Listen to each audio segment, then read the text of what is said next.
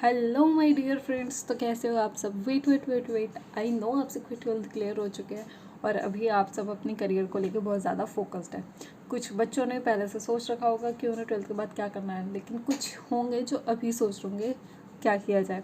या हो सकता है किसी के मार्क्स इतने अच्छे ना आ पाए कि किसी कॉलेज में एडमिशन ना मिल रहा हो। आई मीन जिस कॉलेज में वो चाह रहे हो उस कॉलेज में एडमिशन ना मिल रहा हो, किसी भी कारणवश कम मार्क्स आए हो। या हो सकता है जिसने पहले 12th क्लियर कर लिया फिर नीट को लेके उसने ड्रॉप लिया, बट 2-3 साल से नीट क्लियर नहीं हो रहा है, या बीच में 1 साल का गैप आ गया, सोच रहा कुछ और करना है।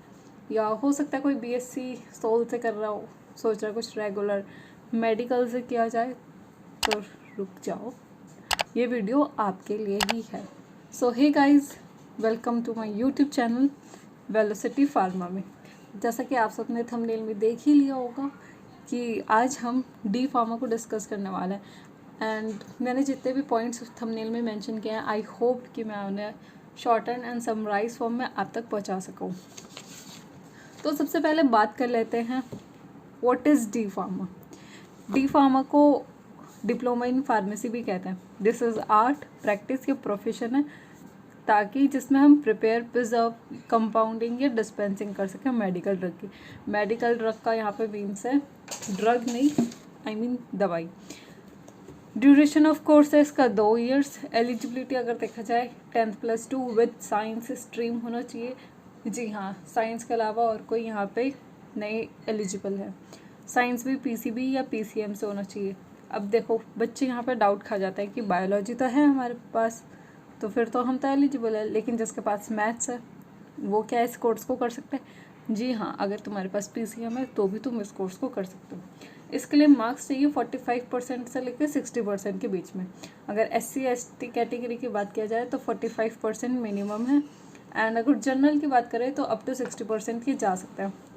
वहीं अगर एडमिशन प्रोसेस की बात करें तो यहाँ पे एडमिशन 2 तरीके से होता है, या तो डायरेक्ट या इनडायरेक्ट। डायरेक्ट में हो सकता है मेरिट लिस्ट निकाले on the basis of 12th, तुमने जो मार्क्स वहाँ पे लिए हैं उसके हिसाब से मेरिट बनेगी, कट ऑफ रैंक निकलेगी, तो फिर देखा जाएगा कि किन बच्चों का हो रहा है। और इनडायरेक्ट में होगा इंटरव्यू हो गया या एंट्रेंस हो गया। इंटरव्यू में तो तुम डायरेक्ट जाओगे, वहाँ टीचर सर से बात करोगे, फिर वो लोग आगे का प्रोसीजर तुम्हें बताएंगे कि एडमिशन होना है या नहीं होगा।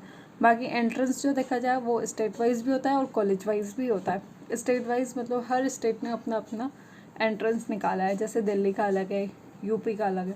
और कॉलेज वाइज देखा जाए तो कुछ कॉलेज होते हैं जो अपना खुद का एंट्रेंस एग्ज़ाम कंडक्ट कराते हैं। यहीं पे अगर बात की जाए एंट्रेंस एग्ज़ाम की, तो कुछ एंट्रेंस एग्ज़ाम मैंने यहाँ पे मेंशन कर दिए, जैसे कि CT, CPMT, PMET, JEE, pharma etcetera. College और यूनिवर्सिटी की बात करें तो 2 तरीके की हो सकती है, या तो प्राइवेट होगी या तो गवर्नमेंट होगी। यहाँ पे कुछ मैंने मेंशन किया है, जैसे कि दिपसा, इसी का दूसरा पार्ट है दिपसरू, जामिया हमदर्द, बाबा हरिदास, मीराबाई कॉलेज या मीराबाई इंस्टीट्यूट ऑफ टेक्नोलॉजी, और बहुत सारे कॉलेज हैं नोएडा में अवेलेबल जो कि प्राइवेट है। यह है 2 साल का कोर्स जिसमें first year, second year. First year में कुछ सब्जेक्ट्स हैं थ्योरेटिकल सब्जेक्ट है, उनमें से कुछ सब्जेक्ट के यहाँ पे प्रैक्टिकल होंगे। वैसे ही सेम सेकेंड ईयर में कुछ सब्जेक्ट हैं उनकी कुछ प्रैक्टिकल यहाँ पे होंगे। सब्जेक्ट का नाम मैंने मेंशन कर दिया है। अगर फ़ी स्ट्रक्चर और फ़ी के बारे में देखा जाए, डिप्लोमा में कितनी फ़ीस लगती है पर ईयर, तो अगर गवर्नमेंट कॉलेज में आपका एडमिशन हो रहा है तो आपके 8,000 से 20,000 पर ईयर लग सकते हैं। वहीं अगर आपको प्राइवेट कॉलेज में एडमिशन हो रहा है तो 30,000 से 80,000 तक लग सकते हैं, या up to 1 lakh per year भी लग सकता है।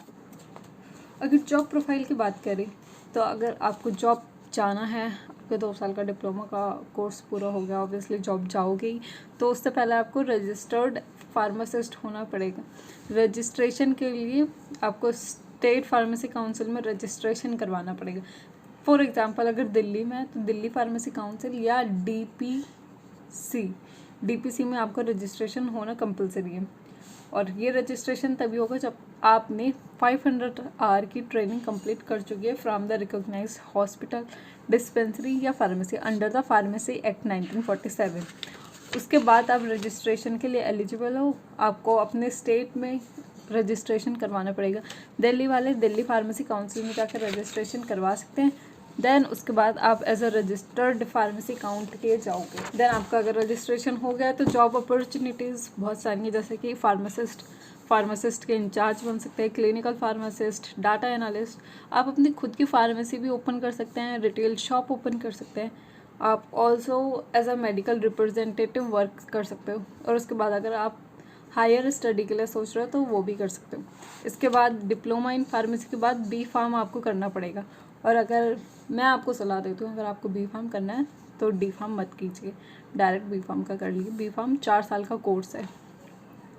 वहीं अगर सैलरी की बात करें तो सैलरी 15,000 से 25,000 तक पर मंथ हो सकती है। कुछ कंपनियाँ, टॉप रिक्रूटमेंट कंपनीज जो बच्चों को इंटरव्यू लेती है, कंडक्ट करवाती हैं, उसके बाद जॉब देती हैं उन्हें, जैसे कि सिप्ला होगी, मैनकाइंड, सन फार्मा, हिमालय एक्सेट्रा।